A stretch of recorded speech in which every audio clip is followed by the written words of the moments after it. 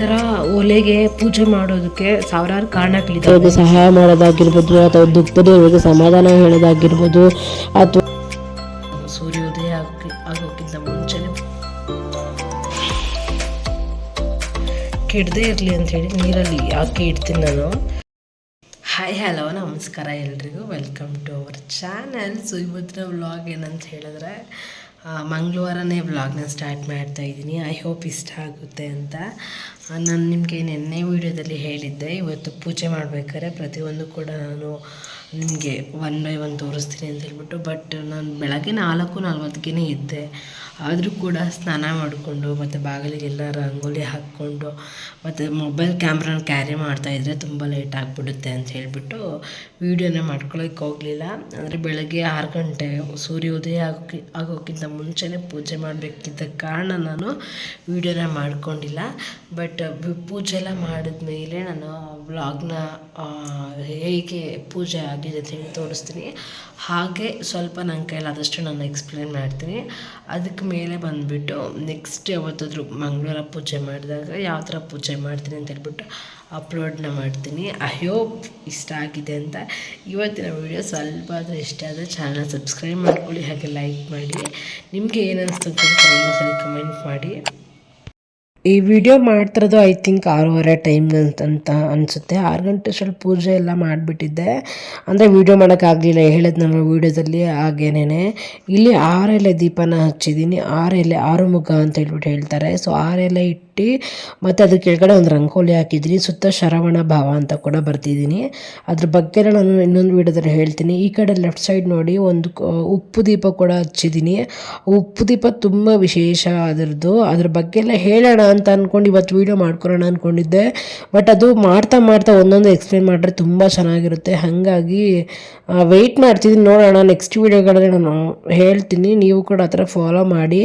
ಇವಾಗ ನಾನು ಹಚ್ಚಿದ್ದೀನಲ್ವ, ಅದು ಒಂದರಲ್ಲಿ ಉಪ್ಪಿದೆ, ಇನ್ನೊಂದರಲ್ಲಿ ಅಕ್ಷತೆ ಮತ್ತು ಹೂವಿದೆ, ಇನ್ನೊಂದರಲ್ಲಿ ಕೆಂಪು ಬತ್ತಿನ ಮಾಡಿದ್ದೀನಿ. ಆಮೇಲೆ ಅದಕ್ಕೆ ಅರಶಿನ ಕುಂಕುಮ ಹಾಕಿ ಕಾಳಲ್ಲಿ ಏನು ಅರ್ಚನೆ ಕೂಡ ಮಾಡಿದ್ದೀನಿ. ಅದು ಸ್ತೋತ್ರ ಎಲ್ಲ ಹೇಳಬೇಕು. ಅದನ್ನೆಲ್ಲ ನಾನು ನೆಕ್ಸ್ಟ್ ನಿಮ್ಮ ಹತ್ರ ಶೇರ್ ಮಾಡ್ಕೊತೀನಿ. ಈ ಕಾಮಾಕ್ಷಿ ದೀಪ ಹಚ್ಬೇಕಾದ್ರೂ ಅಷ್ಟೇ ಇದಕ್ಕೆ ಆದಂಥ ವಿಶೇಷತೆಗಳಿದ್ದಾವೆ. ಅದ್ರ ಬಗ್ಗೆನೂ ಹೇಳೋಣ ಅಂತ ಅಂದ್ಕೊಂಡಿದ್ದೀನಿ ನೆಕ್ಸ್ಟ್ ವೀಡಿಯೋಗಳಲ್ಲಿ. ಅಂದರೆ ಎಲ್ಲರೂ ಮಾಡೋದನ್ನೇ ನಾನು ಮಾಡ್ತೀನಿ ಅಂತ ನಾನು ಅಂದ್ಕೊಂಡಿದ್ದೀನಿ. ಸಪೋಸ್ ನಿಮಗೆ ಇದ್ರ ಬಗ್ಗೆ ಬೇಡ ಇಲ್ಲ ಹೇಳಬೇಕು ಏನೋ ಒಂದು ಏನಿದ್ರು ಕೂಡ ಕಮೆಂಟ್ ಮಾಡಿ ನೆಕ್ಸ್ಟ್ ವೀಡಿಯೋದಲ್ಲಿ ಮಾಡೋದ ಏನು ಅಂತ ಹೇಳ್ಬಿಟ್ಟು. ಈ 6 ಮುಖ ದೀಪ ಅಂತೂ ನನಗೆ ಮಾಡಬೇಕಾದ್ರೆ ಪೂಜೆ ತುಂಬ ಖುಷಿ ಅಂತ ಅನ್ನಿಸ್ತು. ಮನಸ್ಸಿಗೆ ಎಷ್ಟು ಸಮಾಧಾನ ಅಂತ ಅನಿಸುತ್ತೆ ಅಂದರೆ ಅಷ್ಟು ಸಮಾಧಾನ ಅಂತ ಅನ್ನಿಸ್ತು. ಬೆಳಗ್ಗೆಲ್ಲ ಪೂಜೆ ಮಾಡಿ ಆ ಧೂಪ ದೀಪ ಸಾಂಬ್ರಾಣಿ ಕಡ್ಡಿ ಸ್ಮೆಲ್ಲು ಎಲ್ಲ ಮನೇಲಿ ಎಷ್ಟು ಗಮ್ಮಂತಿತ್ತು. ಎಷ್ಟು ಪಾಸಿಟಿವ್ ವಾತಾವರಣ ಕ್ರಿಯೇಟ್ ಆಗಿತ್ತು ಮನೆಯಲ್ಲಿ ಅಂತಂದರೆ ಅಷ್ಟು ಪಾಸಿಟಿವ್ ಆಗಿತ್ತು. ಮನೆಯೆಲ್ಲ ಒಂಥರ ಏನು ದೇವ್ರ ಮನೆ ಇದ್ದಂಗೆ, ದೇವಸ್ಥಾನ ಥರನೇ ಫೀಲ್ ಆಗ್ತಿತ್ತು. ಬೆಳಗ್ಗೆ ನಾನು ಫಸ್ಟ್ ಟೈಮ್ ನಾನು ಇಷ್ಟು ಬೇಗ ಎದ್ದು 4 ಗಂಟೆಗೆ ಎದ್ದು ಪೂಜೆ ಮಾಡಿರುವಂಥದ್ದು. ನಾನು ಇಷ್ಟು ಯಾವತ್ತೂ ಮಾಡಿಲ್ಲ. ಯಾವತ್ತು ಅಂತಂದರೆ ನಾನು ಹುಡ್ದಾಗಿಂದ ನಾನು ಮಾಡೇ ಇಲ್ಲ. ಮಾರ್ನಿಂಗ್ ಟೈಮ್ ಆಗುತ್ತೆ ಅಂತ ಹೇಳ್ಬಿಟ್ಟು ವ್ಲಾಗ್ ಮಾಡ್ಕೊಂಡಿಲ್ಲ ಪೂಜೆಗೆ. ಬಟ್ ನಾನು ಯಾವ ಥರ ರೆಡಿ ಮಾಡಿಕೊಂಡೆ ಅಂತ ನಾನು ತೋರಿಸಿಲ್ಲ. ಬಟ್ ನಾನು ನೆಕ್ಸ್ಟ್ ಟ್ಯೂಸ್ಡೇ ನಾನು ಕಂಪಲ್ಸರಿ ವೀಡಿಯೋನ ಅಪ್ಲೋಡ್ ಮಾಡ್ತೀನಿ. ಸದ್ಯಕ್ಕೆ ಇವತ್ತಿನ ವ್ಲಾಗ್ನ ನಾನು ಕಂಟಿನ್ಯೂ ಮಾಡ್ತೀನಿ. ಅಟ್ಲೀಸ್ಟ್ ಈವ್ನಿಂಗ್ ಪೂಜೆ ಹತ್ರ ತೋರಿಸೋಣ ಅಂತ ಹೇಳ್ಬಿಟ್ಟು ಇವತ್ತಿನ ವೀಡಿಯೋನ ಕೊನೆವರೆಗೂ ವಾಚ್ ಮಾಡಿ. ನೈಟು ಇದೆಲ್ಲ ಅರ್ಶಿನ ಕುಂಕುಮ ಎಲ್ಲ ಇಟ್ಕೊಂಡಿದ್ನಲ್ವ. ಸೊ ಬೆಳಗ್ಗೆ ಸ್ವಲ್ಪ ಹೂವು ಇಟ್ಬಿಟ್ಟು ಈ ಥರ ಪೂಜೆ ಮಾಡ್ಕೊಂಡಿದ್ದೆ. ಇವಾಗ ರೈಸ್ಗೆ ಸ್ವಲ್ಪ ಅಷ್ಟೇ ಒಂದು ಅರ್ಧ ಗ್ಲಾಸ್ ಇಟ್ಟಿದ್ದೀನಿ. ಮತ್ತು ನನಗೆ ಒಂದು ಪ್ಲ್ಯಾನ್ ನೋಡಿ, ಹಾಲು ಈ ಥರ ಕೆಡದೇ ಇರಲಿ ಅಂಥೇಳಿ ನೀರಲ್ಲಿ ಹಾಕಿ ಇಡ್ತೀನಿ ನಾನು. ಎಲ್ರಿಗೂ ಗೊತ್ತಿರುತ್ತೆ ಸಾಮಾನ್ಯವಾಗಿ, ನನಗೆ ಗೊತ್ತಿರೋದ್ರೆ ನಾನು ಸುಮ್ಮನೆ ತೋರಿಸ್ತಿದ್ದೀನಿ. ಸಪೋಸ್ ಯಾರನ್ನ ಫ್ರಿಜ್ ಇಲ್ಲ, ಹಾಲು ಯಾವ ಥರ ಮಾರ್ನಿಂಗ್ ನೈಟ್ ತೊಗೊಬಂದು ಸ್ಟೋರ್ ಮಾಡೋದು ಅಂತಂದರೆ ಈ ಥರ ಮಾಡ್ಕೊಬೋದು. ಈ ಥರ ಒಲೆಗೆ ಪೂಜೆ ಮಾಡೋದಕ್ಕೆ ಸಾವಿರಾರು ಕಾರಣಗಳಿದ್ದಾವೆ, ಏನಕ್ಕೆ ಪೂಜೆ ಮಾಡ್ತಾರೆ ಮತ್ತು ಇದ್ರ ಲಾಭಗಳೇನು ಅಂತ ಹೇಳ್ಬಿಟ್ಟು ನಾನು ನೆಕ್ಸ್ಟ್ ವೀಡಿಯೋದಲ್ಲಿ ಇದ್ರ ಬಗ್ಗೆ ಎಲ್ಲ ಶೇರ್ ಮಾಡ್ಕೊತೀನಿ. ಫಸ್ಟು ನಾನು ಬೆಳಗ್ಗೆ ಯಾವ ಥರ ಪೂಜೆನ ಸ್ಟಾರ್ಟ್ ಮಾಡಿದೆ ಅಂತ ಹೇಳಿ ಡೀಟೇಲಾಗಿ ಹೇಳ್ತೀನಿ. ಇದು ಷಷ್ಠಿ ದಿನ ಕೂಡ ನೀವು ಮಾಡ್ಕೋಬೋದು ಅಥವಾ ಮಂಗಳವಾರನೂ ಕೂಡ ಮಾಡ್ತಾ ಬರ್ಬೋದು. ಮನೆಗೆ ತುಂಬ ಒಳ್ಳೆಯದಾಗುತ್ತೆ ಅಂತ ಹೇಳ್ತಾರೆ, ಹಾಗಾಗಿ ಮಾಡ್ತಾಯಿದ್ದೀನಿ.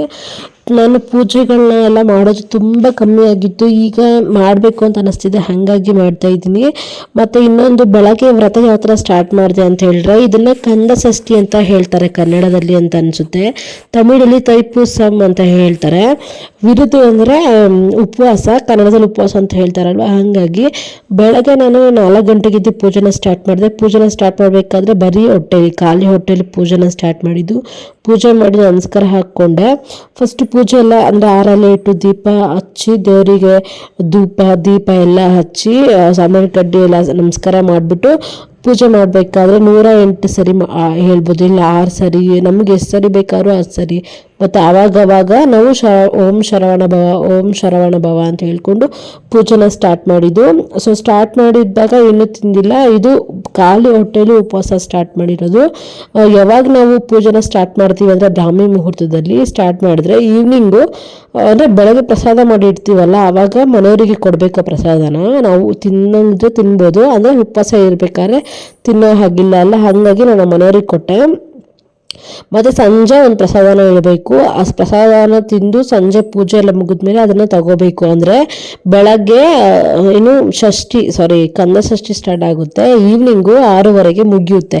ಸೊ 6:30 ಅಷ್ಟರಲ್ಲಿ ನಾವು ಪೂಜೆನ ಮುಗಿಸ್ಬಿಟ್ಟು ನಮ್ಮ ವ್ರತನ ನಾವು ಕಳಿಬೇಕು, ಅಂದರೆ ಉಪವಾಸನ ಅಲ್ಲಿಗೆ ಮುಗಿಸ್ಬೇಕು. ಹಾಗಾಗಿ ಸಂಜೆ ಪೂಜೆ ಮಾಡ್ತಾ ಇದ್ದೀನಿ.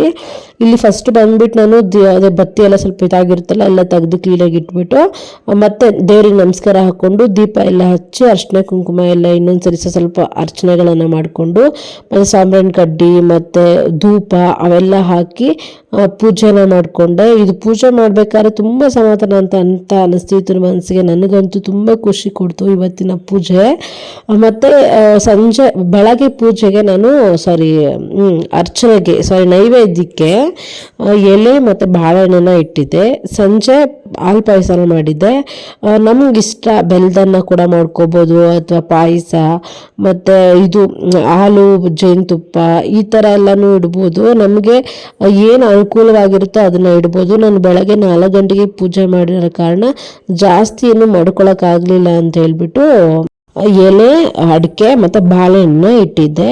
ಆದರೆ ಸಂಜೆ ಪೂಜೆ ಮಾಡಬೇಕಾದ್ರೆ ಅಂದರೆ ಬೆಳಗ್ಗೆ ಪೂಜೆ ಮಾಡಿದಾಗ ನಾವು ನೈವೇದ್ಯಕ್ಕೆ ಹಣ್ಣು ಹಂಪಲು ಕೂಡ ಇಡ್ಬೋದು, ಮತ್ತು ಕಲ್ಸಕ್ಕೇನು ಕೂಡ ಇಡ್ಬೋದು. ಏನು ನಮಗಿಷ್ಟ ಅದು ನಮ್ಮ ಅನುಕೂಲಕ್ಕೆ ತಕ್ಕಂತೆ ಇಟ್ಕೊಂಡು ಮತ್ತು ಸಂಜೆ ಪೂಜೆ ಮಾಡಿದಾಗ ಅವರು ತೆಗಿಬೋದು, ಅಥವಾ ಪೂಜೆ ಆಗಿ ಸ್ವಲ್ಪ ಹೊತ್ತು ಆದಮೇಲೆ ಕೂಡ ತೆಗಿಬೋದು. ನಾನು ಸಂಜೆವರೆಗೂ ಇಟ್ಟಿದ್ದೆ. ಮತ್ತು ಸಂಜೆ ಮತ್ತೆ ಪೂಜೆ ಮಾಡ್ತೀವಲ್ಲ, ಇದು ಸಂಜೆ ಪೂಜೆ ಮಾಡ್ತಾರದು. ಮತ್ತೆ ಇನ್ನೊಂದ್ಸರಿ ಪೂಜೆ ಮಾಡಿಬಿಟ್ಟು ಹಾಲು ಪಾಯಸನ ಇಟ್ಟಿದ್ದೀನಿ. ಇದು ಮಂಗಳಾರತಿ ಬಗ್ಗೆ ನನಗೆ ಅಷ್ಟು ಗೊತ್ತಿರಲಿಲ್ಲ, ಆದರೆ ನಾವು ಕರ್ಪೂರದಲ್ಲಿ ಮಂಗಳಾರತಿ ಮಾಡಿದ್ರೆ ತುಂಬ ಒಳ್ಳೆಯದು. ಹಾಗಾಗಿ ನೀವು ಪೂಜೆ ಸಾಮಾನ್ಯ ಕಡ್ಡಿಯಲ್ಲಿ ಮಾಡ್ತೀರಲ್ಲ, ಆವಾಗ್ಲೂ ಒಂದು ಸರಿ ಈ ಮಂಗಳಾರತಿಯಲ್ಲಿ ಕರ್ಪೂರದಲ್ಲಿ ಒಂದು ಸರಿ ಪೂಜೆ ಮಾಡ್ಕೊಳ್ಳೋದು ತುಂಬ ಒಳ್ಳೆಯದು.